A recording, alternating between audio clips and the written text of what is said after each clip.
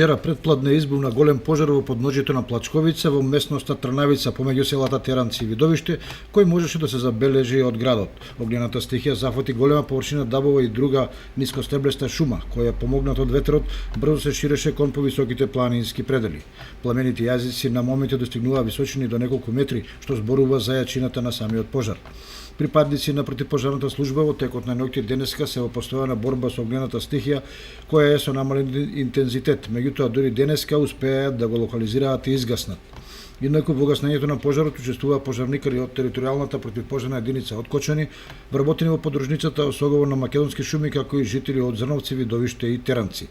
Гаснењето се одвиваше мощно и тешко поради непристапноста на теренот, истакнуваат од Центарот за спасување и кризи во Кочани. Се претпоставува дека пожарот е предизвикан од невнимание, од човечки фактор, со палење оган отворено во услови кога вегетацијата е сува, а температурите околу 40 степен.